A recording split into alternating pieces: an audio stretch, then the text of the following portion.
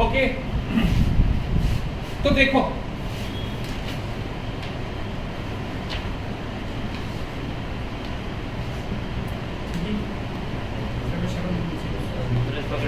शुरू करो, स्टार्ट हो गया ना? अच्छा ठीक है। देख, सपोज कि मान लो ये क्वेश्चन है एंड यहाँ पे पूछ लिया कि यहाँ पे जो क्वेश्चन है हम लोगों का एसआईटी का क्वेश्चन है, तो यहाँ पे पूछ रहा है discuss the nature of bonding in the following coordination entities on the basis of valence bond theory. ठीक है सर, तो एक काम करते हैं, बैलेंस बॉन्ड थ्योरी हम लोग कैसे, ये एग्जाम में सपोज कि मान लो ये 4 मार्क का क्वेश्चन आ गया, ठीक है, 4 मार्क का क्वेश्चन आ गया और एग्जाम में लिखने बोला, तो मैंने जैसे तुम लोगों को दिखाया वो तो तुम लोगों को समझ में आ ही गया होगा, लेकिन एग्जाम में हम लोग एनसीईआरटी में जैसे लिखा हुआ है वैसे लिखेंगे। ठीक है, एग्जाम में इसको कैसे लिखते हैं ये वाला चीज देखो। तो एग्जाम में क्या करते हैं, सबसे पहले हम लोगों का एनसीईआरटी में देखो, हम लोग सबसे पहले कोवेल्ट लिए थे, उसके बाद कोवेल्ट 3 पॉजिटिव किए थे, वैसा कुछ किए थे ना। तो यहाँ पे हम लोग पहले में हम लोग क्या करेंगे, एग्जाम में लिखने के लिए पहले तो तुम डायरेक्टली तुम लिख लोगे यहाँ पे जो आयरन है, आयरन का ऑक्सीडेशन नंबर कौन सा स्टेट पे है, तो हम लोग देख रहे हैं यहाँ पे आयरन Fe2 पॉजिटिव पे है। ठीक है, तो डायरेक्टली तुम लोग क्या करोगे, Fe2 पॉजिटिव का ऑक्सीडेशन नंबर लिखो, सॉरी ऑर्बिटल लिख लोगे। ठीक है, तो Fe2 पॉजिटिव का हमारा क्या हो जाएगा, हमें पता है, ओके सारा कुछ लिखा नहीं है यहाँ पे, हमें पता है कि Fe2 पॉजिटिव का इलेक्ट्रॉनिक कॉन्फ़िगरेशन क्या हो जाएगा, 1s2 2s2 2p6 3s2 3p6 4s2 and 3d6 হব লাগিছিলে কিন্তু নহয়, এইটো नहीं होगा क्योंकि 2 इलेक्ट्रॉन का कमी है, तो हमारा क्या हो जाएगा 3d हमारा 6 and 4s क्या हो जाएगा 0। तो एनसीईआरटी में जैसे लिखा हुआ है वैसे लिखेंगे। हम लोग क्या करते हैं, यहाँ तक स्किप कर देते हैं, एनसीईआरटी में यहाँ तक स्किप कर दिया, ये तुम लोग लिख लिए। चलो ऑर्बिटल में हम लोग क्या करते हैं, डायरेक्टली 3d से लिख रहा है। ठीक है, 3d लिखा, उसके बाद क्या लिखा हमारा 4s लिखा, उसके बाद हमारा 4p लिखा। ठीक है, ये लो 3d 1 2 3 4 5 और यहाँ पे 4s 4p 4s, ये लो हाँ ये लो। तो अभी 6 इलेक्ट्रॉन मुझे डालना है, 1 2 3 4 5 एंड देन 6, यहाँ पे 0 इलेक्ट्रॉन, यहाँ पे 0 इलेक्ट्रॉन। ये हो गया हमारा कॉन्फ़िगरेशन किसका, ऑर्बिटल किसका, हमारा Fe2 पॉजिटिव का हो गया। ठीक है, रिप्रेजेंट कर दिया। उसके बाद में एनसीईआरटी में डायरेक्टली क्या बोला, देखो डायरेक्टली हमारा हम लोग ने जो किया एकदम सिस्टमेटिकली किया था, पिछला क्लास में जो किया था वो सिस्टमेटिकली किया था, लेकिन यहाँ पे पहले हाइब्रिडाइजेशन हो जाता है। यहाँ पे जो लिखा हुआ है कि देखो जैसे ही लिगेंड अप्रोच, हम लोग ने पहला स्टेप क्या था कि लिगेंड अप्रोच कर रहा है, उसके बाद हम लोग ने दिखाया था कि पेयरिंग हो रहा था। तो यहाँ पे आगे से ही तुम्हें समझना पड़ेगा कि कौन सा लिगेंड अप्रोच हो रहा है। क्या लिगेंड अप्रोच हो रहा है, मतलब हमारा CN अप्रोच हो रहा है कि नहीं, CN अप्रोच हो रहा है मतलब स्ट्रॉन्ग फील्ड है या वीक फील्ड है, ऑब्वियसली स्ट्रॉन्ग फील्ड है। स्ट्रॉन्ग फील्ड होगा तो हमें पता है कि पेयरिंग हो जाएगा, है कि नहीं। पेयरिंग होने से हमें पता है कि ये वाला यहाँ पे चला जाएगा, यहाँ पे वाला यहाँ पे चला जाएगा, मतलब D का 2 निकल जाएगा यहाँ से। ठीक है, और 6 लिगेंड के लिए हमें कितना ऑर्बिटल चाहिए होगा, 6 चाहिए होगा, तो D से 2 आएगा, यहाँ से 1 आएगा और यहाँ से 3 आने वाला है। ये बात तो समझ में आ गया। तो यहाँ पे डायरेक्टली लिख दिया कि D2sp3 orbitals of hybridised orbital of hybridised orbital of sorry D2sp2 और ठीक है D2sp3 हाइब्रिडाइज्ड ऑर्बिटल ऑफ हमारा Fe2 पॉजिटिव, ऐसा लिखा। ठीक है, मतलब हमें पता है कि कौन सा यूज होने वाला है। समझ में आया कि नहीं आया क्या? मतलब वहां पे तो हम लोग सिस्टमेटिकली लिख रहा था, लेकिन यहाँ पे ऑलरेडी मतलब बता दिया कि D2 हाइब्रिडाइज्ड ऑर्बिटल, हाइब्रिडेशन करके बता रहा है। ठीक है, तो हाइब्रिडेशन करके बताया है, तो यह क्या होगा कि 3D वाला ये अलग हो गया, 3D वाला ये पेयरिंग हो गया, यहाँ पे दिखा देता है। ठीक है, ये कौन सा है 3D वाला, और यहाँ पे हाइब्रिडाइज्ड ऑर्बिटल ये है हमारा हाइब्रिडाइज्ड ऑर्बिटल, ये लो। ठीक है, 6 चाहिए ना, 1 2 3 4 5 एंड देन 6। ठीक है, ये 6 ऑर्बिटल जो है इन लोगों का सबका नाम क्या है, D2sp3 ऑर्बिटल सबका नाम। ये बात समझ में आया? समझ में आया?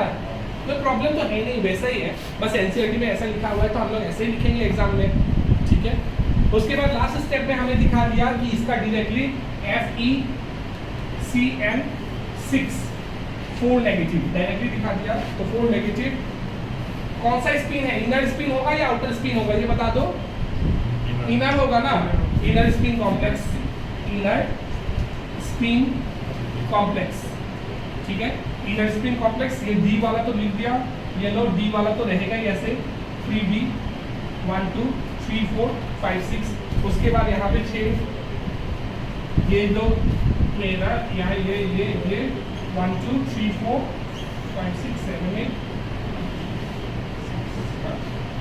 और नीचे पे लिख देता है 6 lone pair, 6 pair of electron, pairs of electron of CN negative. बस इतना ही डिफरेंस है और कुछ नहीं, तो प्रॉब्लम तो है नहीं। सर इसका स्टेप क्या होगा? D2sp3 ऑक्टाहेड्रल होगा, स्ट्रक्ट ज्योमेट्री ऑक्टाहेड्रल होगा, ठीक है। तो हमें एग्जाम में ऐसा लिखना है क्योंकि एनसीईआरटी में ऐसा लिखा हुआ है, ठीक है। तुम लोग अगर पूछो कि वैसा लिख सकता है कि नहीं, हम बोलेंगे लिख सकते हो। वैसे स्टेप मेंशन करने का, हाँ लिख सकते हो। इनर स्पिन कॉम्प्लेक्स तो लिख दिया नहीं, यहाँ तक मेंशन करने की जरूरत नहीं है। उसके बाद तुम टाइप्स ऑफ ओके, और एक बात बोल देता हूँ, मैग्नेटिक मोमेंट देखते हैं। हाँ, मैग्नेटिक मोमेंट मतलब अगर देखो वो मैग्नेट का प्रेजेंस पे कैसे बिहेव करता है। मैग्नेटिक मोमेंट टॉपिक लिख लो, मैग्नेटिक मोमेंट, नहीं तो मैग्नेटिक नेचर, मैग्नेटिक मोमेंट नहीं तो मैग्नेटिक नेचर, ठीक है।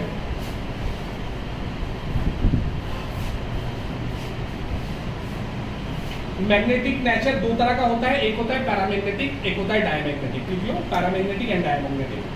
पैरामैग्नेटिक मतलब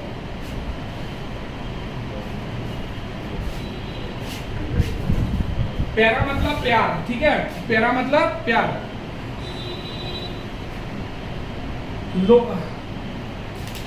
लिखो the complex having at least one unpaired electron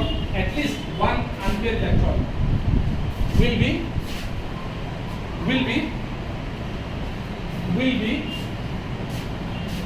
paramagnetic in nature and will be attracted toward magnetic field magnetic moment वही होता है कि मैग्नेट के प्रेजेंस में कैसे बिहेव कर रहा है वो, ठीक है, डिफ्लेक्ट हो रहा है या अट्रैक्ट हो रहा है। तो पैरामैग्नेटिक मतलब क्या, प्यार, वो क्या होगा, अट्रैक्ट, ठीक है। डायमैग्नेटिक जस्ट उल्टा। Complex having no unpaired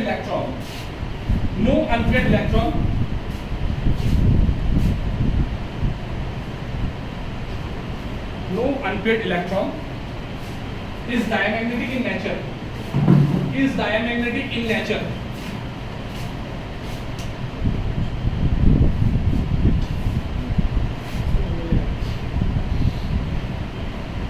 Diamagnetic in nature. It will be deflected in presence of magnetic field.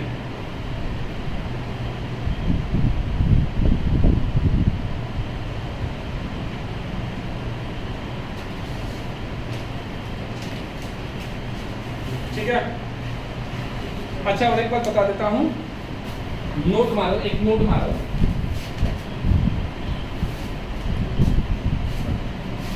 The nature of magnetic movement,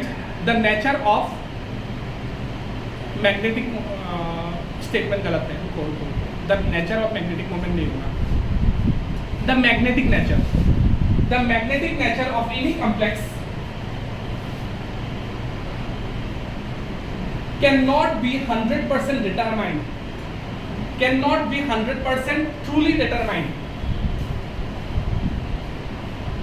truly determined using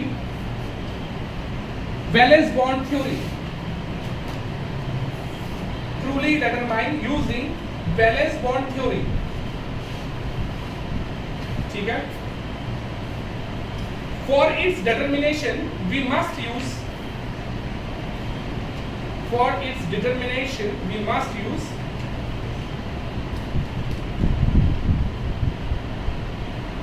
crystal field theory, CFT, crystal field theory।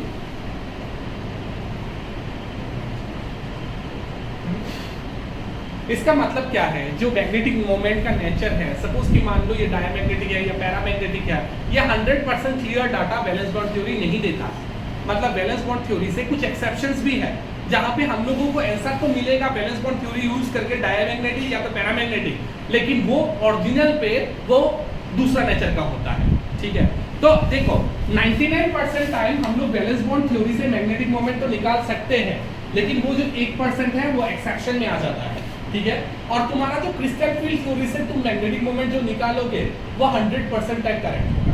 ठीक है, तो तुम्हें अगर magnetic moment निकालने बोला, magnetic nature निकालने बोला, तो तुम कौन सा यूज करोगे? 100% वाला यूज करोगे ना।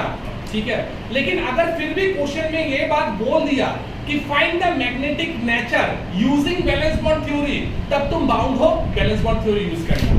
ठीक है, अच्छा, तो मैग्नेटिक मोमेंट का फॉर्मूला लिखो।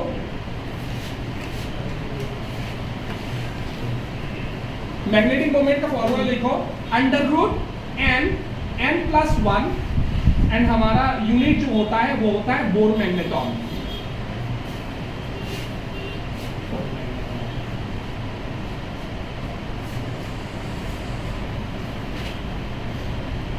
तो एक क्वेश्चन देता हूं, किसी के पास अनपेयर्ड इलेक्ट्रॉन 1 है, बोर मैग्नेटॉन, तो यूनिट है, यूनिट BOHR MAGNETON, ऐसे शॉर्ट फॉर्म में लिखते हैं इसको, बोर मैग्नेटॉन। सपोज कि मान लो किसी के पास एक अनपेयर्ड इलेक्ट्रॉन है, तो उसका मैग्नेटिक मोमेंट में कैलकुलेट करते बोला। ठीक है, कैलकुलेशन ऑफ मैग्नेटिक मोमेंट कर रहा हूं। अनपेयर्ड इलेक्ट्रॉन तुम्हें कहां से कितना मिल गया? 1 मिल गया। कैसे मिलेगा 1? क्या यहाँ पे कोई अनपेयर्ड इलेक्ट्रॉन है? नहीं, डायरेक्टली बोल दो कि इसका नेचर क्या है, डायमैग्नेटिक है। ठीक है, फिर से मैं दूसरा एग्जांपल ले लेता हूँ, ये लो सपोज कि मान लो ये वाला, तुम लोगों का बुक्स में देख लेना, ये वाला जो हमारा जो एग्जांपल है, ये वाला NiCl4 2 नेगेटिव, यहाँ पे हमारा अनपेयर्ड इलेक्ट्रॉन कितना दिख रहा है? 2 दिख रहा है। मतलब सबसे पहले इसका नेचर कैसा होगा? डायमैग्नेटिक, सॉरी पैरामैग्नेटिक होगा। ठीक है बोला। अनपेयर्ड इलेक्ट्रॉन अगर एक भी दिख गया तो वो कैसा होगा? पैरामैग्नेटिक। अगर अनपेयर्ड इलेक्ट्रॉन एक भी नहीं दिखा तो वो कैसा होगा? डायमैग्नेटिक। खत्म बात। ठीक है, अगर सपोज कि मान लो कि तुम्हें डायमैग्नेटिक मिल रहा है, तो मैग्नेटिक मोमेंट कितना होगा? mm कितना होगा? 0 होगा। ठीक है, क्योंकि अनपेयर्ड इलेक्ट्रॉन 0 है, तो यहाँ पे 0 पुट करोगे तो 0 ही होगा।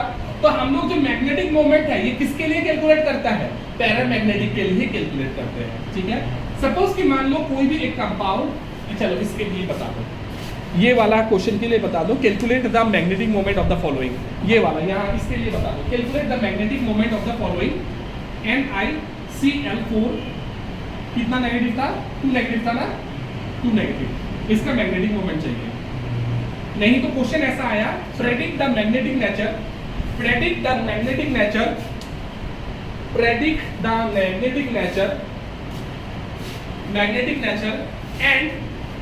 and magnetic moment of the given complex using valence bond theory का यूज करके इसका मैग्नेटिक नेचर प्रेडिक्ट करना है। तो सबसे पहले ऑलरेडी कर चुके हो ना, करा ना ये, तो दूसरी बार करने का जरूरत नहीं है। सबसे पहले मैग्नेटिक नेचर कैसा है? मैग्नेटिक नेचर कैसा होगा? पैरामैग्नेटिक या डायमैग्नेटिक? ठीक, नेचर कैसा होगा? पैरामैग्नेटिक। उसके बाद लोन पेयर इलेक्ट्रॉन कितना है, इलेक्ट्रॉन्स कितना है उसके पास? 2 है लोन पेयर इलेक्ट्रॉन। तो हमारा मैग्नेटिक मोमेंट के लिए क्या करेंगे हम लोग? फॉर्मूला लगाएंगे, n का वैल्यू क्या हो जाएगा? 2, यहाँ पे 2 + 1, यूनिट क्या है? Bore magneton. तो ये 2 × 2 + 1 3 बोर मैग्नेटॉन। अच्छा √6 बोर मैग्नेटॉन। अच्छा एक बात बताओ, क्या √6 का वैल्यू तुम लोगों को किसी को पता है? किसी को? निकाल भी नहीं सकते, कैसे निकालोगे? चलो जितना ज्ञान है ऐसे तो निकाला जा सकता है, लेकिन फिर भी लेकिन तुम लोगों को परफेक्ट स्क्वायर कुछ तो पता है। परफेक्ट स्क्वायर मतलब 4 परफेक्ट स्क्वायर होता है, कितना है? अच्छा 2 है, इसका वैल्यू √4 कितना होता है? 2। लेकिन √9 कितना हो जाएगा? 3। ठीक है। अच्छा एक चीज मुझे बताओ, ये ना ही 4 है, ये ना ही 9 है, इसके बीच में लाई कर रहा है, मतलब इसका वैल्यू भी इसका दोनों का बीच में ही लाई करेगा ना। ये बात समझ में आया? तो ये कितना होगा? 2 पॉइंट समथिंग, मैं बता देता हूँ 2.73 होता है ये। ठीक है, बोर मैग्नेटॉन। ठीक है, ऐसे करके प्रेडिक्ट किया जा सकता है। ठीक है,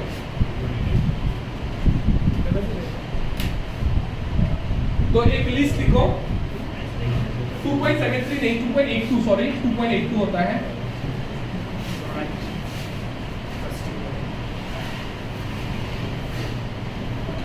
ओके एक लिस्ट लिखेंगे हम लोग, एक लिस्ट लिखेंगे।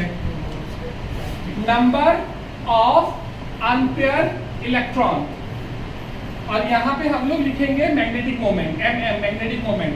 अगर नंबर ऑफ अनपेयर इलेक्ट्रॉन 1 होता है, मैग्नेटिक मोमेंट 1.73, अनपेयर इलेक्ट्रॉन 2.82। कैसे मिला? क्या ये रटने का जरूरत है? रट लो अगर तुम्हें परफेक्ट आंसर चाहिए तो। ऐसे कैसे मिला तुम्हें पता है कि फॉर्मूला है हमारा पास।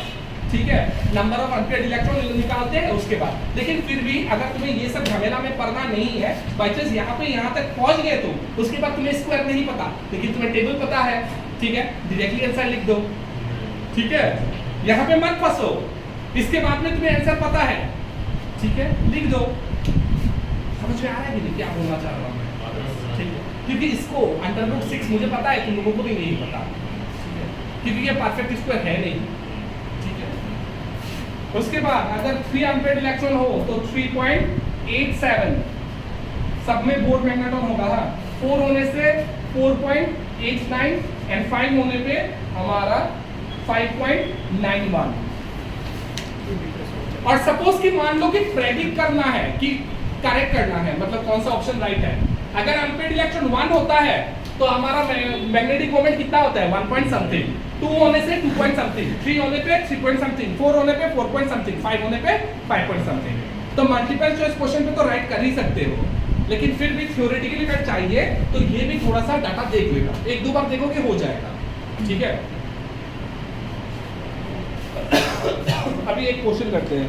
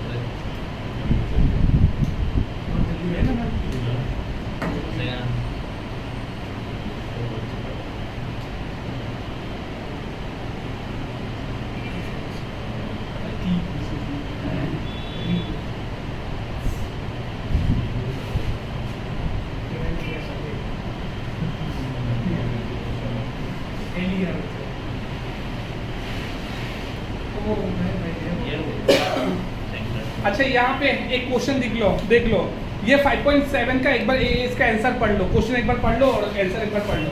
समझ में नहीं आता तो पूछो।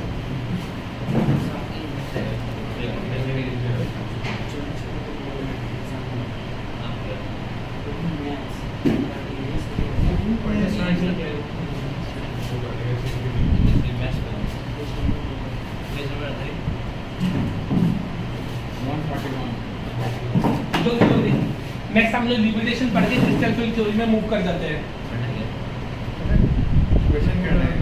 क्वेश्चन एक बार देख लो ना भाई, बुक क्यों नहीं लाते हो? दूसरा को बुक में देखते रहता है।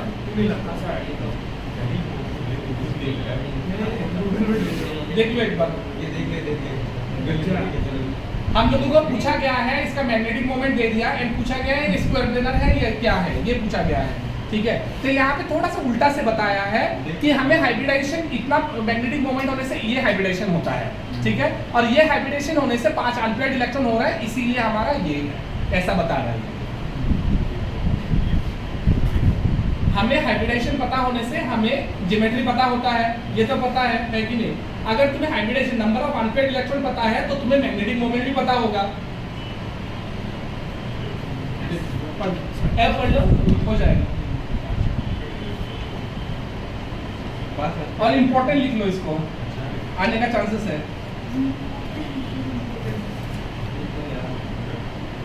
आने का चांसेस है। आगे चले, आगे चलते हैं। Limitation of valence bond theory. Limitation एक बार पढ़ लो, अगर समझ में नहीं आया तो बता देता हूँ। It involve lot of assumption. अभी एजम्पशन जो है वो एजम्पशन क्या है ये भी बता देता हूँ मैं। एजम्पशन कौन सा है, जैसे कि देखो हम लोग जो लिगेंड था, लिगेंड का नेचर को बारे में, स्ट्रेंथ के बारे में तो वो बता नहीं रहा था। वो ऐसा बताया कि ये वाला NH3 को इसके साथ बिहेव करोगे तो इसके साथ रिएक्ट करवाओगे तो ऐसा बिहेव करेगा, इसके साथ रिएक्ट कराओगे तो ऐसा रिएक्ट करेगा। तो एक्चुअल रीजन नहीं बताया था क्यों ऐसा कर रहा है, स्ट्रेंथ तो उसने बताया नहीं था, मैंने पहला क्लास में ही बताया। और क्या था एजम्पशन, भूल गया, एक बार पढ़ के देता हूँ, एक बार देख के देता हूँ। हाँ, number 1, it involve lot of assumption, it is not in quantitative intervention. और हाँ, मैग्नेटिक मोमेंट के बारे में अभी बताया, हमेशा राइट नहीं होता। Explain the color, okay.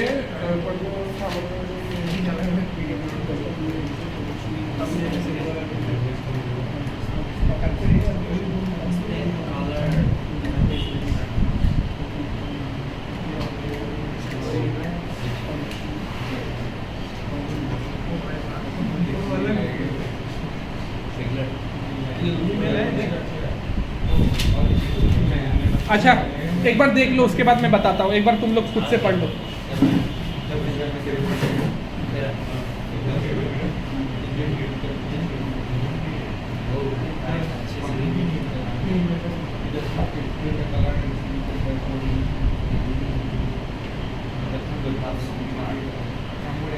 मतलब जो कोऑर्डिनेशन कंपाउंड्स होते हैं ना वो कलर्ड होता है, लेकिन ये कलर्ड के बारे में भी नहीं बताया ये कलर होता क्यों है। ठीक है, इसका मतलब वो है कोऑर्डिनेशन कलर कहीं ग्रीन कहीं वायलेट होता है, ये कलर्ड क्यों होता है ये नहीं समझाया। एजम्पशन बहुत सारा लाई करवाया। ठीक है, उसके बाद मैग्नेटिक मोमेंट के बारे में एग्जैक्ट डाटा नहीं बताया, 100% राइट कभी नहीं होता। ठीक है, और एक है यहाँ पे लिखा हुआ है ये टेट्राहेड्रल एंड स्क्वायर प्लेनर में कुछ जगह पे ये एग्जैक्टली बता नहीं पाता, वो भी एक्सेप्शन में ही गिरता है। एक एक्सेप्शन है, मैं एग्जांपल करा सकता हूँ लेकिन फायदा है नहीं। एक जगह है, 3-4 एग्जांपल है ऐसा जहाँ पे तुम लोगों को ये पता नहीं चलेगा कि ये स्क्वायर प्लेनर है या टेट्राहेड्रल है। ठीक है, तो ये सब उसका मतलब डिमेरिट्स है, तो इसके लिए हम लोग CFT पे आते हैं। वो क्वांटिटी कुछ है, थर्मोडायनेमिक का क्या है, थर्मोडायनेमिक के बारे में कुछ बोला है ना, इसका quantity it does not give quantity in thermodynamic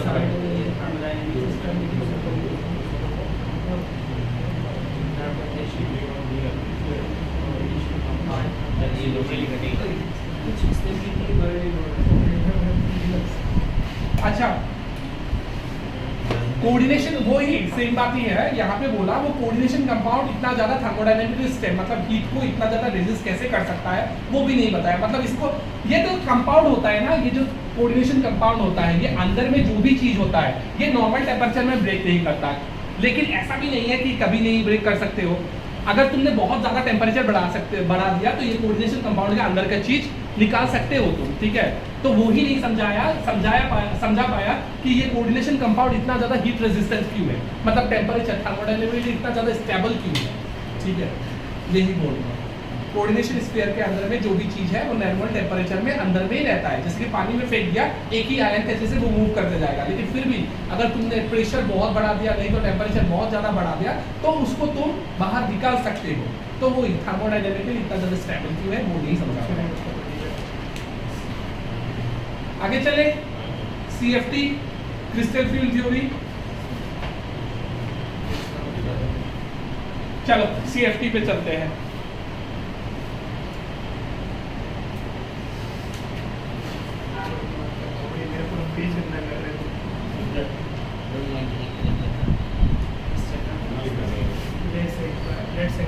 CFT crystal field theory, और ये assumption, ये क्या बोलता है, फेलियर भी, डिमेरिट्स भी हमारा इंपॉर्टेंट है, ये भी इंपॉर्टेंट मार्क कर लो।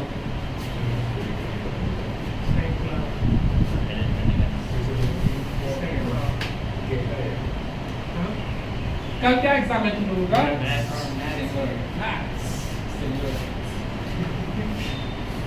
CFT crystal field theory.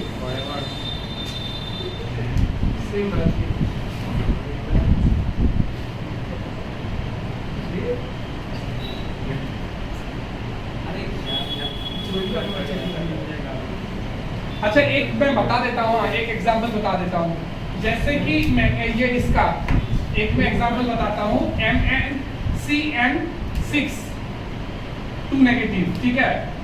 तुम जब देखोगे कि थियोरेटिकली मतलब वैलेंस बॉन्ड थ्योरी जब लगाओगे तो देखोगे ये वाला जो कॉम्प्लेक्स है ये डायमैग्नेटिक मिलता है, मतलब मैग्नेटिक मोमेंट इसका कितना हो जाएगा, 0 हो जाएगा वैलेंस बॉन्ड थ्योरी जब यूज करते हो। लेकिन जब सेम चीज को एक्सपेरिमेंटली देखा गया तो देखा गया कि इसका मैग्नेटिक मोमेंट होता है 2.834 मैग्नेटॉन, ये एक्सपेरिमेंटली। अभी तुम कौन सा मानोगे, ये मानोगे या ये मानोगे? ऑब्वियसली एक्सपेरिमेंट को मानोगे ना, यही बात, यही एक्सेप्शन में गिर जाता है, मतलब मैग्नेटिक मोमेंट का एग्जैक्ट इंटरप्रिटेशन नहीं करता ये, ठीक है। अभी किसको माने, इसको माने या इसको माने? ऑब्वियसली इसको मानना पड़ेगा। तो तुम्हें कभी भी क्वेश्चन अगर दिया कि मैग्नेटिक मोमेंट निकालो तो तुम वैलेंस बॉन्ड थ्योरी लगाना मत, अनलेस वो क्वेश्चन में मेंशन है यूज वैलेंस बॉन्ड थ्योरी, ठीक है। हम लोग कौन सा लगाएंगे, क्रिस्टल फिल थ्योरी लगाएंगे, ठीक है। ये एग्जांपल लिख सकते हैं।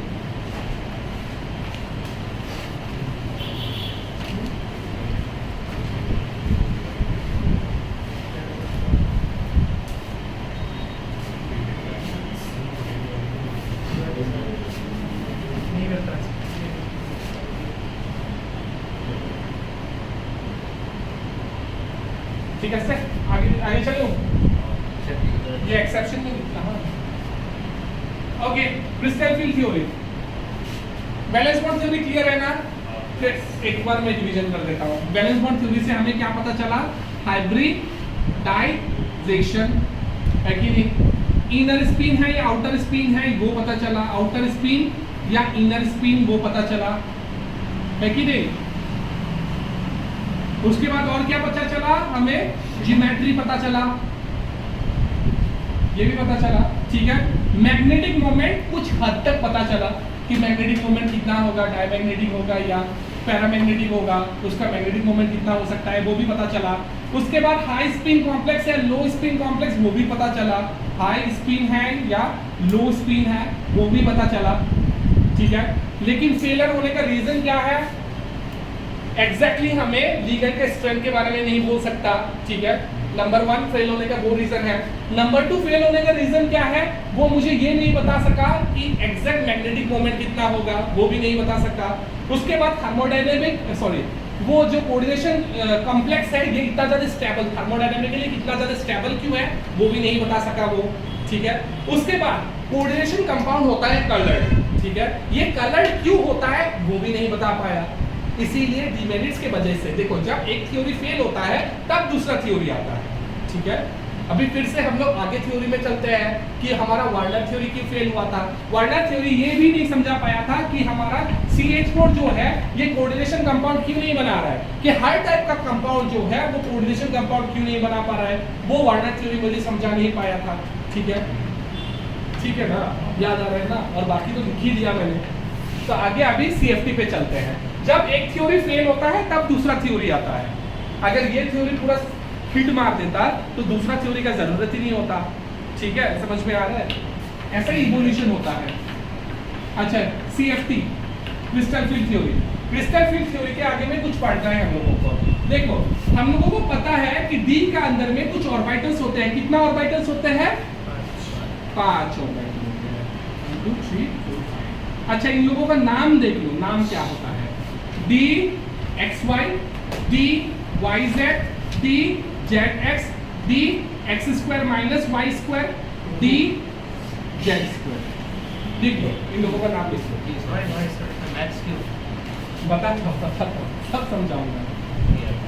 X y y z z x x square minus y square and d z square, बताता हूँ सारा रीजन, सारा कुछ है।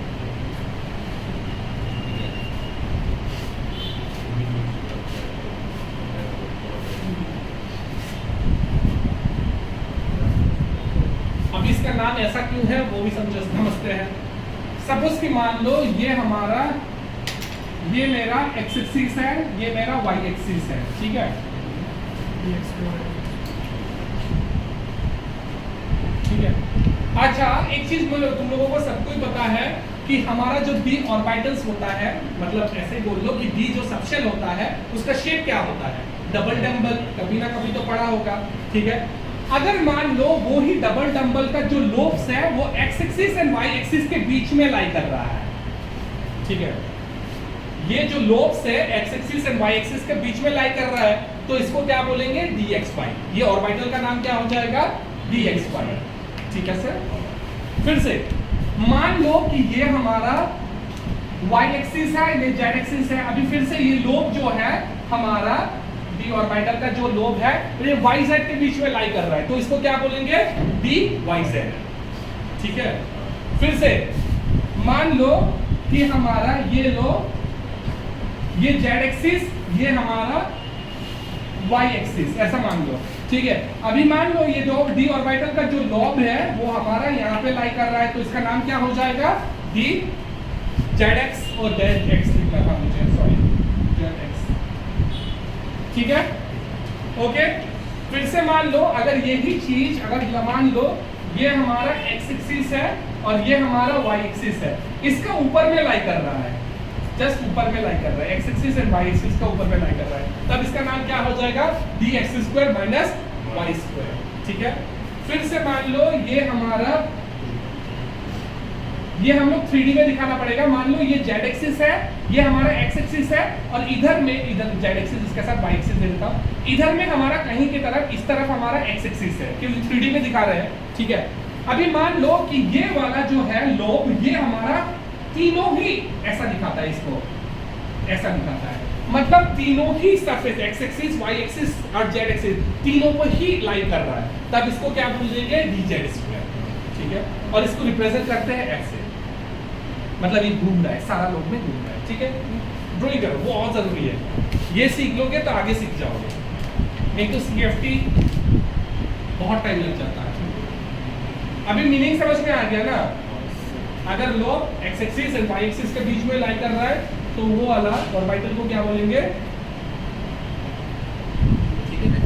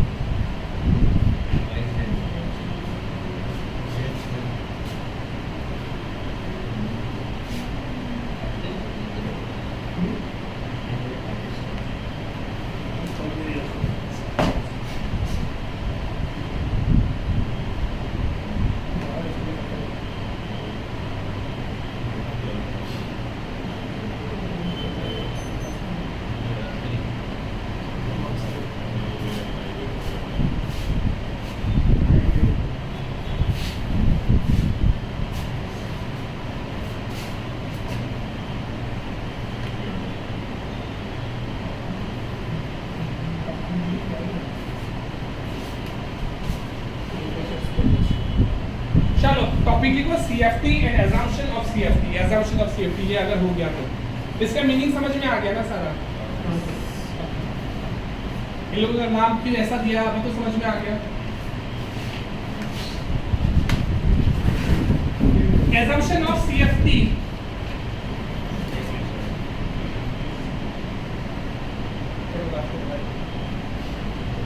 ओके, ये अगर बुक में है देख लो तो assumption of CFT बुक में है क्या, मैं बताते जाऊंगा तो नोट करने से, नहीं लिखने से भी चलेगा, अगर नहीं है तो लिखा होगा, फर्स्ट पेज में होगा CFT, जहाँ पे स्टार्ट हुआ वहाँ पे होगा, अगर होने से होगा, नहीं तो नहीं होगा। अच्छा लिखो लिखो लिखो, नंबर 1 नंबर 1 देखो, हम यहाँ पे आ जाता हूँ, मैं यहाँ पे आ जाता हूँ। नंबर 1 देखो, हमारा जो वैलेंस बॉन्ड थ्योरी था उसका सबसे पहला पोस्टुलेट क्या था कि हमारा इधर से मेटल का एक एम्प्टी ऑर्बिटल आएगा, है कि नहीं, और इधर से लिगेंड का ऑर्बिटल आएगा, एंड दोनों क्या करेगा, ओवरलैप करके मेटल और लिगेंड का कोऑर्डिनेशन बॉन्ड बनाएगा। यही तो बोला था ना, मतलब वो टाइप ऑफ वो कोऑर्डिनेशन बॉन्ड बना रहा है, और कोऑर्डिनेशन टाइप बॉन्ड जो है ये टाइप ऑफ कोवेलेंट बॉन्ड होता है। अच्छे से सुनो, नहीं तो याद नहीं रहेगा, अभी घर जाके याद मतलब मगब करने का क्या फायदा है, घर पे जाके बोले assumption assumption assumption 5 बार बोल दिया, उसके बाद फिर भी एग्जाम में लिख नहीं पाओगे। इसीलिए सुन लो, सुनने से क्या होता है, चीज ज्यादा याद रहता है।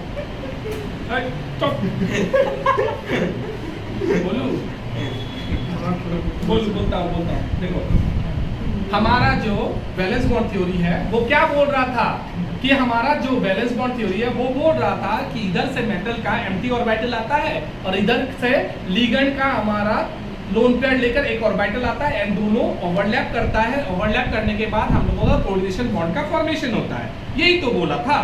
लेकिन यहाँ पे क्रिस्टल फील्ड थ्योरी पे ऐसा कुछ नहीं बोलता, यहाँ पे बोलता है कि ऐसा कोऑर्डिनेशन बॉन्ड कुछ नहीं बनता। ये जो हमारा मेटल एंड लिगेंड के बीच में जो इंटरेक्शन है ये प्योरली आयोनिक नेचर का होता है, मतलब कोवेलेंट नेचर का होता ही नहीं है, ऐसा आया बॉन्ड बना वैसा कुछ नहीं होता है। आयोनिक नेचर का होना मतलब कि दोनों चार्ज बॉडी होता है।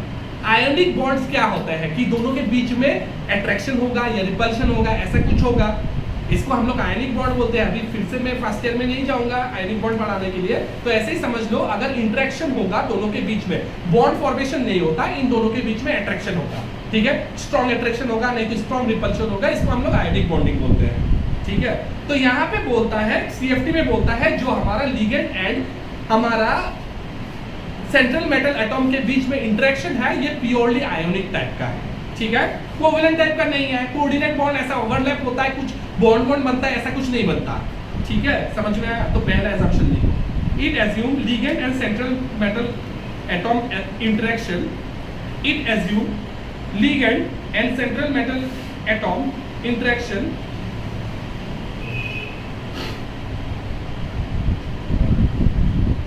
it assume ligand and central metal atom interaction to be purely ionic, to be purely ionic, ठीक है, comma, it does not explain the covalent nature, it does not explain the covalent nature,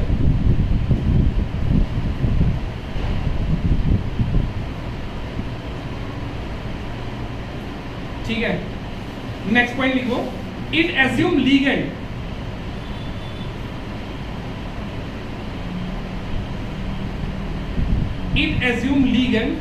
and central metal atom to be charged और neutral molecule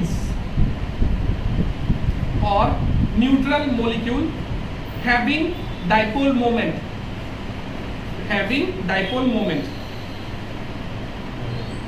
मतलब ionic bond होने के लिए क्या होना पड़ेगा, चार्ज होना पड़ेगा। जैसे कि मैंने अभी बताया कि आयनिक बॉन्ड क्या होता है, इंटरेक्शन होता है, चार्ज होगा तब ना इंटरेक्शन होगा। और अगर सपोज कि मान लो कि लिगेंड में हम लोग देखा था कि H2O भी लिगेंड होता है कि नहीं, H2O भी लिगेंड, HCl के पास तो कोई चार्ज होता नहीं है, फिर भी ये लिगेंड कैसे हो गया, है कि नहीं, ये इंटरेक्ट कैसे करेगा, ये भी तुम्हारा दिमाग में चल सकता है। अगर देखो फिर से बताता हूँ, आयनिक बॉन्डिंग क्या होता है, दो चार्ज बॉडी के बीच में इंटरेक्शन होता है, ठीक है। F नेगेटिव के बारे में तो लिगेंड अगर तुम्हें बोल दिया तो समझ में आ रहा है, Cl नेगेटिव के बारे में बोल रहा है, समझ में आ रहा है कि उसके पास चार्ज है तो इंटरेक्ट कर सकता है। लेकिन न्यूट्रल लिगेंड का कैसे सोचोगे, न्यूट्रल लिगेंड में क्या होता है कि डाइपोल्स, कि न्यूट्रल लिगेंड दो पोल में डिवाइड हो जाता है, कि एक तरह ज्यादा पॉजिटिव, दूसरा तरह ज्यादा नेगेटिव, तब भी ये अट्रैक्ट करना शुरू कर देगा, नेगेटिव पॉजिटिव पोल को अट्रैक्ट करना शुरू कर देगा। तो लिगेंड के टाइम पे जब भी न्यूट्रल होगा लिगेंड, तो ये लिगेंड जो है ये डाइपोल जैसे बिहेव करेगा, ठीक है, ठीक है। और चार्ज होगा तो चार्ज बॉडी के जैसे बिहेव करेगा, और लिगेंड होगा तो ये लिगेंड कैसे बिहेव करेगा, न्यूट्रल होगा तो ये लिगेंड कैसे बिहेव करेगा, डाइपोल जैसे बिहेव करेगा, ठीक है। फिर से number 3, Number 3, CFT explain splitting of d orbital only. CFT explain splitting of d orbital only.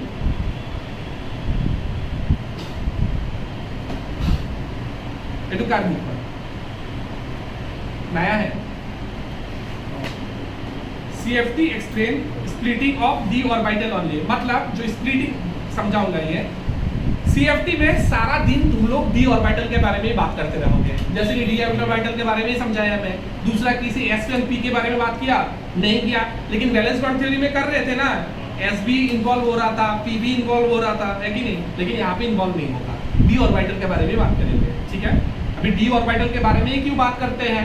क्योंकि d ऑर्बिटल में देखो, d ऑर्बिटल में वैलेंस इलेक्ट्रॉन रहता है, सुन लो अच्छे से, d ऑर्बिटल में वैलेंस इलेक्ट्रॉन रहता है, और वैलेंस इलेक्ट्रॉन ही हमारा लूज टाइप ऑफ इलेक्ट्रॉन होगा, वो ही इंटरेक्शन में पार्टिसिपेट कर सकता है।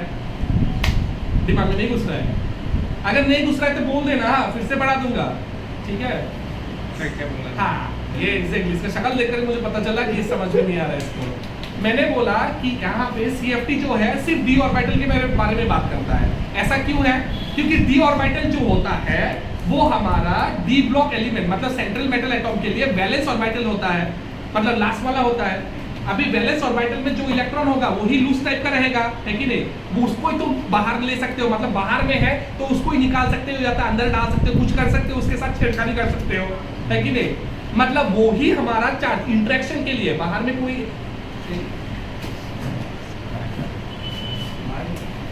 ये लो, ये लो, ये लो, ये लो, मान लो कि ये d ऑर्बिटल है, एकदम लास्ट में है, ठीक है? ये d ऑर्बिटल है, हमारा लास्ट में है। अच्छा, ये s है, ये p है, ठीक है?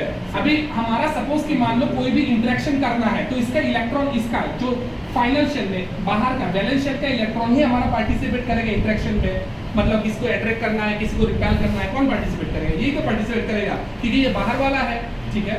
तो यहाँ पे CFT अंदर वाला के बात नहीं करता, मतलब S&P के बारे में बात नहीं करता, डायरेक्ट D के बारे में बात करता है। और S2 के बारे में भी नहीं करेगा। 4s2 भी नहीं, देखो बताऊंगा सारे बात बताऊंगा।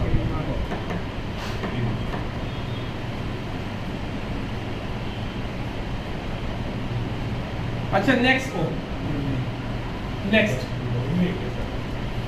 CFT always give exact value of magnetic moment.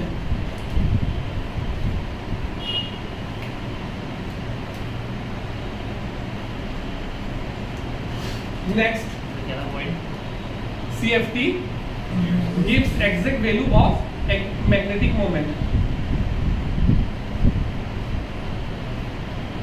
Next point, it does not give information about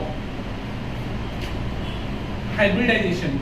मतलब हाइब्रिडाइजेशन अगर निकालना है तो वैलेंस बॉन्ड थ्योरी लगाना पड़ेगा, यहाँ पे हाइब्रिडाइजेशन कुछ ऐसा नहीं होगा, ठीक है? Information about hybridisation.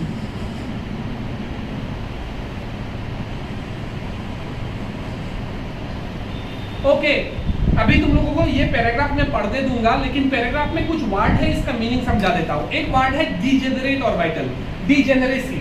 अगर सब देखो यहाँ पे डी का जो जितना भी ऑर्बिटल्स है सबका एनर्जी सेम है ना, इसको हम लोग डीजेनरेट ऑर्बिटल बोलेंगे। डीजेनरेसी मेंटेन होकर रखा है, ठीक है? अभी सपोज कि मान लो बाहर से कोई रिपल्शन हुआ तो कुछ ऑर्बिटल ऊपर चला जाएगा, कुछ ऑर्बिटल नीचे आ जाएगा। डीजेनरेट ऑर्बिटल मतलब सबका एनर्जी सेम है, ठीक है? अभी ये पैराग्राफ, फास्ट वाला पैराग्राफ पढ़ लो, ये वाला पैराग्राफ, पहला वाला पैराग्राफ पढ़ लो, फास्ट वाला पैराग्राफ, फास्ट पैराग्राफ एक बार पढ़ी लो।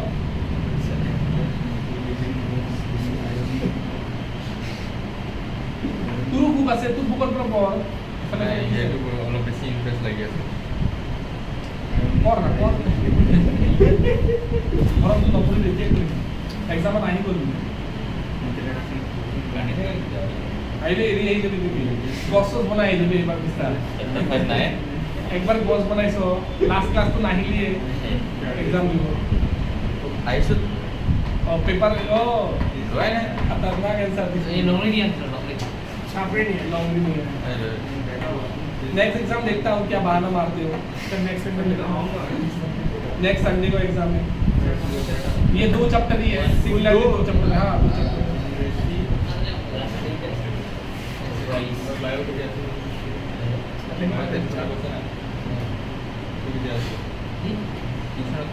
चलो चलो एक बार पढ़ो, मैं आगे चलता हूँ। अब तू पेन से क्या पढ़ रहा है? कहाँ से पढ़ रहा है? बाहर खत्म कर। मैं कुछ लिखना है, खीरा कलाब प्रिया, ऐसा कुछ लिखना है क्या? लिख दे सीधा गुलाब से इसे वो तो नहीं लिखा है कुछ और। पढ़ लो एक बार पढ़ लो, आगे चलते हैं। सर आपको क्या करना है?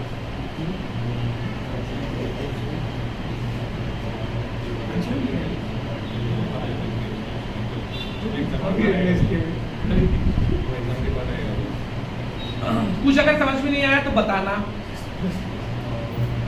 ये जो पॉइंट है वहाँ पे यही लिखा हुआ है लंबे से। उसका आने से वो उसका शिफ्ट चेंज हुआ है सर, सर वो जो ये दूसरा आएगा, हाँ आने से उसका शिफ्ट चेंज होगा, वही बोला है।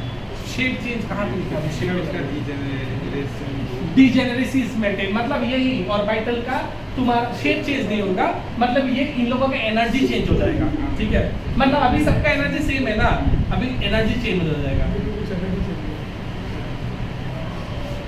एसिमेट्रिकल इट बिकम्स एसिमेट्रिकल बोलने से क्या होगा? हाँ? एसिमेट्रिकल एसिमेट्रिकल, ओके यही बता रहा हूँ। एसिमेट्रिकल स्ट्रक्चर मतलब वही सेम बात ही है, डीजेनरेसी मेंटेन नहीं होगा। थोड़ा देर बाद इसको मैं अच्छे से करवा के समझाऊंगा, अभी के लिए एक बार पढ़ लो। हो गया?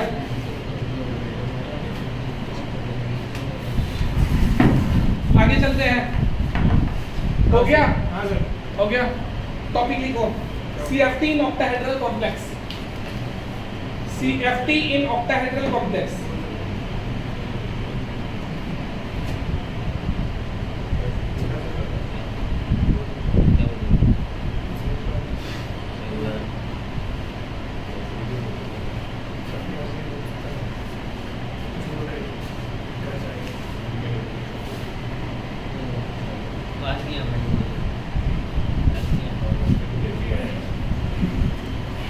शुरू करो। CFT in octahedral complex. आगे में आज से 2-3 साल आगे में इस टॉपिक से क्वेश्चन नहीं देता था, लेकिन अभी देने लगा। हाँ बोलो। सर अभी क्यों दिया मतलब? अभी क्यों अभी दिया? क्वेश्चन का पैटर्न टफ हो गया आगे से। चुल मची है, चुल मची थी। हम लोग का टाइम नहीं करना। नहीं ये नहीं बात नहीं है। तुम लोगों का टाइम पे इजी हुआ एक्चुअली। क्यों इजी हुआ? बिकॉज कि तुम लोगों का बहुत चैप्टर काट दिया ना। हम लोगों का पहले सॉलिड स्टेट पढ़ाना पड़ता है। 3-4 तो सब्जेक्ट काट ही दिया। अगर 3-4 सब्जेक्ट बोले चैप्टर काट दिया, अगर 3-4 चैप्टर काट दिया तो सब टॉपिक को यूज करना पड़ेगा, नहीं तो क्वेश्चन कहाँ से बनाएगा? बहुत कम पढ़ना पड़ता है तुम लोगों को। आगे पूरा खत्म। अभी तुम लोगों का पी ब्लॉक नहीं है ना? नहीं है पी ब्लॉक खुद से पढ़ने में 1 महीना लग जाता था, इतना लंबा था पी ब्लॉक। मैं मतलब मेरा दिमाग खराब हो जाता था पी ब्लॉक कैसे पढ़ा बोल के। बहुत लंबा था पी ब्लॉक। बचा दिया तुम लोगों को, पी ब्लॉक नहीं दिया। इतना लंबा था। उसको कंप्लीट करने में 1 महीना, मतलब वो नहीं कि 1 महीने में 12 क्लास में कंप्लीट है। 12 क्लास में नहीं, 16-17 क्लास लगता था पी ब्लॉक। उसके बाद में भी समझ में नहीं आता था स्टूडेंट। अच्छा ठीक है सुनो एक काम करते हैं, एक बात इमेजिन करते हैं। सपोज कि मान लो तो अभी अब तुम लोग तो डरते नहीं हो, फिर भी मैं बता रहा हूँ कि बाहर में किसी का पेरेंट्स आ गया, ठीक है, और बहुत चिल्ला के डांट रहा है। किसको डांट रहा है वो तुम लोगों को किसी को पता नहीं, ठीक है। बाहर में किसी का पेरेंट्स आ गया, चिल्ला के डांट रहा है, ठीक है, तो सब लोगों का मन में थोड़ा ना थोड़ा तो डर बैठेगा, नहीं बैठेगा? ऐसे मान लो ना, थोड़ा सा बैठेगा, थोड़ा सा तुम लोग सब लोग डर गए, ठीक है। अच्छा सुन लो, अरे ये वाला कंसेप्ट के लिए वो जरूरी है। बाहर में किसी का पेरेंट्स आ गया, बहुत चिल्ला के डांट रहा है, मतलब तुम लोगों का सारा का डर बढ़ गया, अंदर में सबका डर बढ़ गया, ठीक है। अभी इसके बाद ये पेरेंट्स जो है सामने आ गया, अंदर आने के बाद देखा कि ये लोमड़ी का पेरेंट्स है, ठीक है। तो अभी लोमड़ी को डांट रहा है, मतलब तुम लोगों का डर तो कम जाएगा ना, तुम लोगों का डर कम गया, लोमड़ी का डर बढ़ गया। सिमिलरली हमारा क्या होता है, सपोज कि मान लो ये हमारा जो है, ये हमारा क्लासरूम में तुम लोग 5 स्टूडेंट बैठे हुए हैं, सबका एनर्जी सेम है, ठीक है। बाहर में अभी लीगेंड, वो जो पेरेंट्स है वो लीगेंड है, ठीक है, आके डांटना शुरू किया तो सबका एनर्जी इक्वली बढ़ जाएगा। ये लो सबका एनर्जी इक्वली बढ़ गया, ठीक है, ये लो बढ़ गया, ठीक है, ठीक है, सबका एनर्जी इक्वली बढ़ गया। क्लास के अंदर में घुस गया मतलब अटैक कर दिया, ठीक है, लॉन्गरी को अटैक कर दिया। तो लॉन्गरी को जब अटैक करेगा तो लॉन्गरी ऊपर चला जाएगा, मतलब इसका energy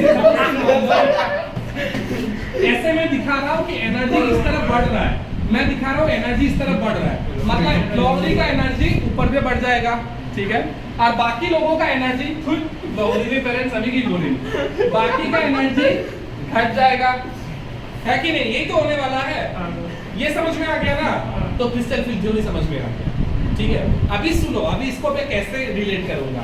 crystal field theory in octahedral complex पढ़ रहे हैं, ठीक है, ये बात समझ में आ रहा है?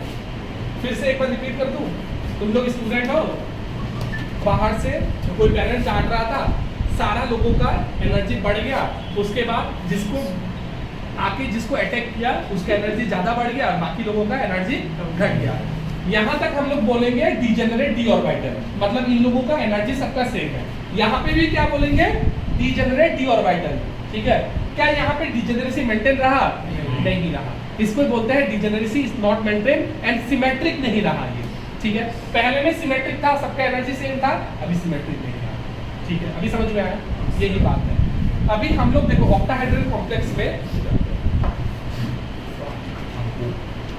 शुरू करते हैं ऑक्टाहेड्रल कॉम्प्लेक्स।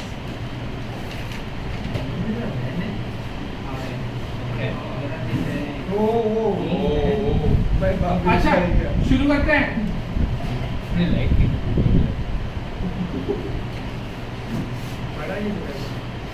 अच्छा देखो हमारा ऑक्टाहेड्रल कॉम्प्लेक्स कैसा होता है, ये देखो ऑक्टाहेड्रल कॉम्प्लेक्स हम लोग ने सबने ड्राइंग किया था, कुछ ऐसा दिखता है ना, कुछ ऐसा दिखता है, ठीक है। अच्छा ये जो है सपोज कि ये सबका बीच में एंगल कितना बोला था मैंने? 90 डिग्री बोला था, 90 डिग्री बोला था, और नीचे है सबके बीच में एंगल कितना है? 90 डिग्री है। इसका मतलब क्या है? अगर तुम इसको एक्स एक्सिस मान लिया तो इसको क्या एक्सिस मानना पड़ेगा? वाई एक्सिस मानना ही पड़ेगा, और इसको क्या मानना पड़ेगा? जेड एक्सिस मानना पड़ेगा, क्योंकि सारा 90 डिग्री का एंगल बना रहा है। ये बात समझ में आया?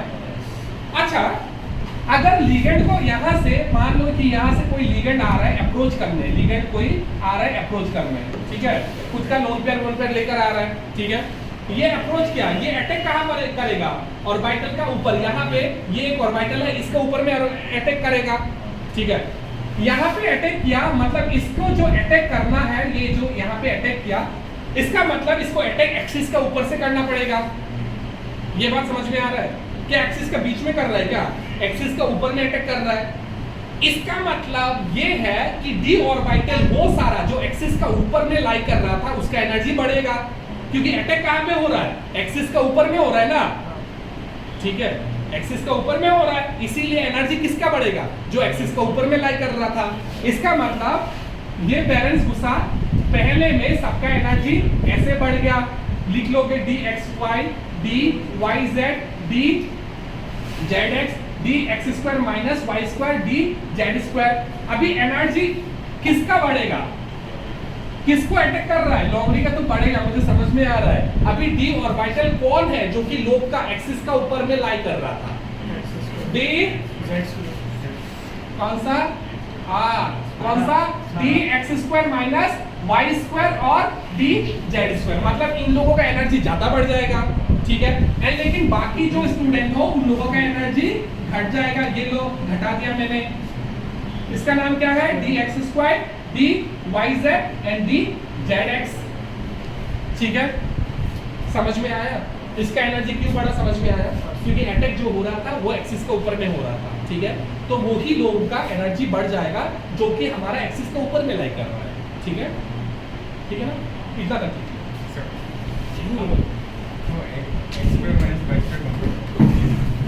ये नहीं लिखा क्या?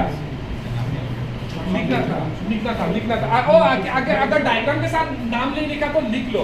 देखो ये एक्सिस के ऊपर में लेकर है ना, एक्सिस के ऊपर में। बोलो टोटल में तुम्हारा कितना था? 5 था। 5 में ये 5 में ये 2 हमारा जो है ये एक्सिस के ऊपर में लाई कर रहा था, तो ये दोनों यहाँ से डिजेनरेट होके ऊपर में चला जाएगा, ठीक है। मतलब इन लोगों का एनर्जी बढ़ जाएगा और ये स्प्लिट हो जाएगा, मतलब स्प्लिटिंग हो जाएगा। ये सारा एक साथ था, अभी स्प्लिटिंग होगा। स्प्लिटिंग होके ये दोनों एक्सिस के ऊपर में था, इसीलिए ऊपर चला गया, और जो एक्सिस के ऊपर में नहीं था उन लोगों के ऊपर अटैक नहीं हुआ, उन लोगों का एनर्जी घट जाएगा, ठीक है।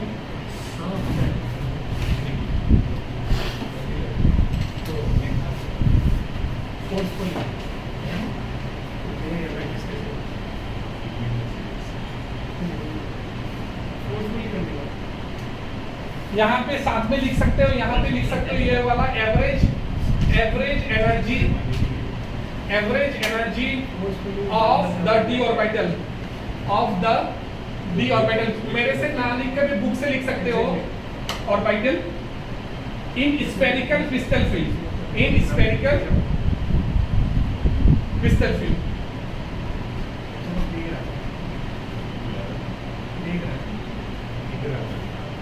और यहाँ पे लिखेंगे हम लोग स्प्लिटिंग ऑफ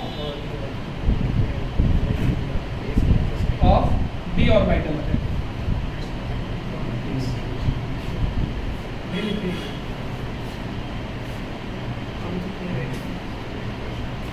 ओके, और एक बात बता देता हूं, इन ऑक्टाहेड्रल कॉम्प्लेक्स, हम लोग सीएफटी इन ऑक्टाहेड्रल कॉम्प्लेक्स पढ़ रहे हैं ना, ठीक है। इन सीएफटी इन ऑक्टाहेड्रल कॉम्प्लेक्स ये दो ऊपर का ऑर्बिटल को बोलते हैं ईजी ऑर्बिटल, ठीक है, और ये तीनों को बोलते हैं T2G ऑर्बिटल, ठीक है। और इन लोगों का जो एवरेज एनर्जी है इसको हम लोग बोलते हैं बैरी सेंटर, इसको बोलेंगे बैरी सेंटर। मतलब यहाँ पे इन लोगों का मतलब एवरेज एनर्जी, यहाँ पे एनर्जी 0 होगा, ठीक है। इसके ऊपर में मान लो कि ये 0 है, इसके ऊपर में पॉजिटिव, इसके ऊपर नीचे में नेगेटिव, तो इसको क्या बोलेंगे बैरी सेंटर, ठीक है।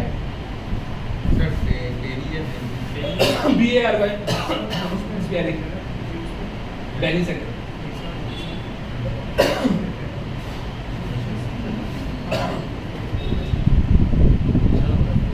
हाँ,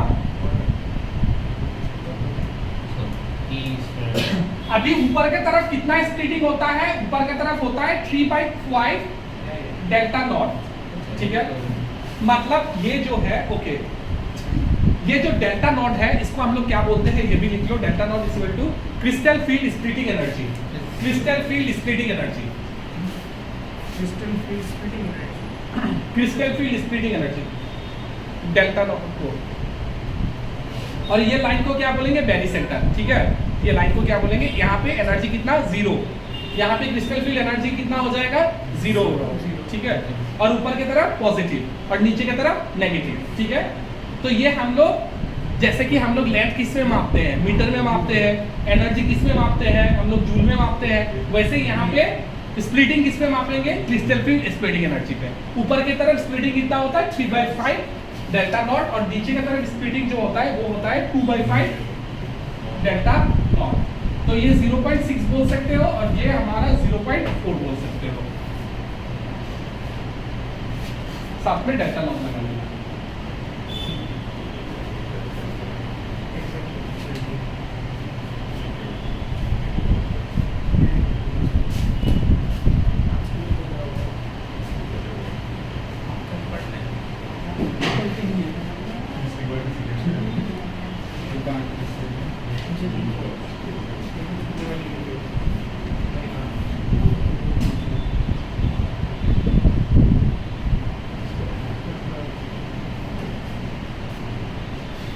पहले क्वेश्चन पे ये भी डायग्राम ड्राइंग कर लेना, हाँ, याद रहेगा कि लिगेंड ऐसे अप्रोच कर रहे हैं, एक्सिस के ऊपर से अप्रोच कर रहे हैं, ऐसे कुछ लिख लेना। ये लिगेंड लिख लेना, लिगेंड अप्रोच कर रहा है, एक्सिस के ऊपर से अप्रोच कर रहा है।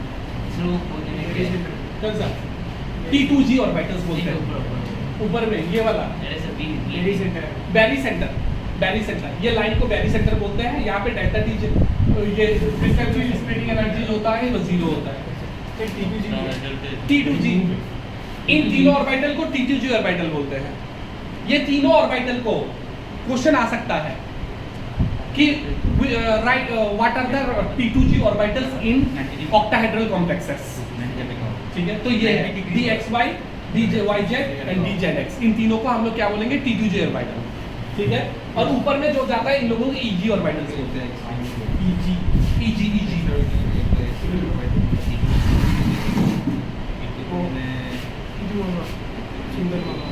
एवरेज एनर्जी ऑफ तो क्या है एवरेज एनर्जी और और वो बुक में है, देख लेना बुक में है।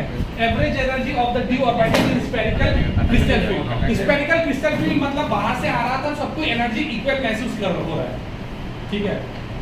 बाहर से जब तुम्हारा बैलेंस आ रहा था तो कैसा लगा, सबको लगा मेरा बैलेंस हो सकता है, सबको एनर्जी इक्वली, मतलब सबका डर इक्वली बढ़ा ना।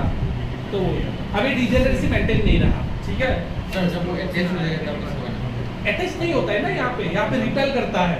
सर क्या करेंगे देखो मैंने पहला बात बोला था रिजम्पशन में, यहाँ पे अटैच नहीं होता है, एक के ऊपर में एक ओवरलैप नहीं होता है, रिपेल करता है, ठीक है। रिपेल नहीं तो अट्रैक्ट करता है, ठीक है। सर वो अटैक करके पास में ही रह जाएगा। हाँ पास में रहेगा, इन लोगों का एनर्जी बढ़ा देगा, वो मतलब ओवरलैप नहीं करेगा। बैलेंस बॉन्ड थ्योरी के हिसाब से ओवरलैप करता था, यहाँ के हिसाब से ओवरलैप नहीं करेगा,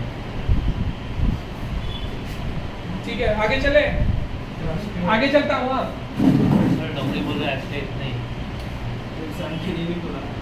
अच्छा ठीक है, लास्ट डेटा कॉन्सेप्ट सुन लो, अभी सब लोग ये बोलो। नहीं बोल रहा तूने बोला है, मैंने भी सुना। अच्छा देख कितना टाइम हुआ, 6 साढ़े 6 बजे। या तक मन टाइम है 56 मिनट से वैसा एक घंटा कितना, 1 घंटा हुआ क्या? हाँ सर, 1 घंटा अच्छा ठीक है, लास्ट एक कॉन्सेप्ट मान लो, 40 मिनट्स। अच्छा ठीक है, मान लो कि तुम्हारा यहाँ पे, मान लो कि यहाँ पे 5 इलेक्ट्रॉन था, मान लो, ठीक है 5 इलेक्ट्रॉन है। अच्छा सुनो, अच्छे से सुनो, हाँ यहाँ पे लोग फंस जाता है, कर नहीं पाओगे जिंदगी भर। 5 इलेक्ट्रॉन है, अभी 5 इलेक्ट्रॉन जो है तुम्हारे पास दो डिस्ट्रीब्यूशन, ये 5 इलेक्ट्रॉन को डिस्ट्रीब्यूट करने का 2 तरीका है। एक तो ये है कि ये 1 2 3 मार दो, 4 5 मार दो, एक पॉसिबिलिटी ये हो गया। दूसरा पॉसिबिलिटी क्या हो सकता है कि तुम ये भी कर सकते हो, है कि नहीं, समझ में यार। अभी तुम्हें करना क्या है, तुम्हें कैसे पता चलेगा, ठीक है। अच्छा सपोज कि मान लो कि ये जो यहाँ से यहाँ तक जंप करने में जितना एनर्जी चाहिए, सुन लो अच्छे से सुन लो, 3 इलेक्ट्रॉन यहाँ पे भर लिया, यहाँ पे जंप करने में जितना इलेक्ट्रॉन एनर्जी चाहिए उससे कम एनर्जी में ये पेयर अप कर सकता है, ठीक है। तो वो क्या करेगा, उसके लिए क्या अच्छा होगा, पेयर अप करेगा, है कि नहीं। मतलब स्प्लिटिंग एनर्जी अगर ज्यादा होता है पेयरिंग एनर्जी से तो वो पेयर अप कर देगा, ठीक है। लेकिन सिर्फ फिर से उल्टा सोचो, अगर पेयरिंग करने में ज्यादा एनर्जी चाहिए होता है स्प्लिटिंग से, तब क्या करेगा, स्प्लिट करेगा, है कि नहीं। समझ में आ गया यहाँ पे। अच्छा अभी बात सुनो, जब हमारा स्ट्रॉन्ग फील्ड लिगेंड आता है, जब हमारा स्ट्रॉन्ग फील्ड लिगेंड आता है तो क्या होता है, स्ट्रॉन्ग फील्ड लिगेंड के टाइम पे ये वाला गैप बहुत बड़ा बढ़ जाता है, मतलब ये इन दोनों के बीच में गैप बढ़ जाता है, ठीक है। गैप बढ़ गया मतलब जंप करने में ज्यादा टाइम लगेगा, ठीक है, ज्यादा एनर्जी लगेगा। गैप बढ़ गया तो क्या होगा, जंप करने में ज्यादा एनर्जी लगेगा। अभी ज्यादा एनर्जी लगेगा तो इसके पास क्या उपाय रह जाएगा कि प्यार कर लेते हैं, कम एनर्जी में काम बन जाएगा, ठीक है।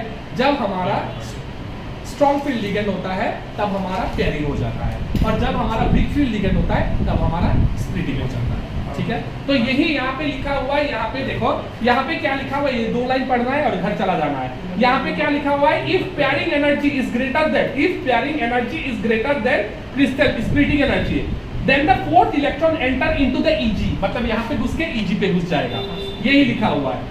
अच्छा कुछ लोग अगर सोच रहे हैं कि पहले मैं 2TG में क्यों दे रहा हूँ, पहले मैं EG यहाँ से क्यों शुरू नहीं कर रहा हूँ, क्योंकि हम लोग इलेक्ट्रॉन पहले लोअर एनर्जी से हायर एनर्जी तक फील करते हैं। ये लोअर एनर्जी तो ऐसा बढ़ रहा था, तो लोअर एनर्जी यहाँ पे फील करना पड़ेगा, ठीक है। तो यहाँ पे क्या लिखा हुआ है कि पेयरिंग एनर्जी अगर ज्यादा होता है तो 4 नंबर का जो इलेक्ट्रॉन है ये यहाँ पे चला जाएगा, और नेक्स्ट लाइन पे क्या लिखा हुआ है, अगर स्प्लिटिंग एनर्जी कम होता है तो 4 नंबर वाला एनर्जी इलेक्ट्रॉन जो है यहाँ पे पेयर अप हो जाएगा। तो ये 2 लाइन पढ़ो एंड चले जाओ। 5 नंबर 4 के बाद में 5 से फॉलो होते रहेगा, ठीक है। नहीं ठीक है, क्वेश्चन पूछा ठीक है, मतलब 4 नंबर टाइम ब्रेकर है ना, इसके लिए 4 नंबर को 4 नंबर के बाद 5 नंबर वही, अगर एक ने स्प्लिट कर लिया तो दूसरा भी स्प्लिट ही करेगा। पढ़ लो वो 2 लाइन पढ़ लो और चले जाओ।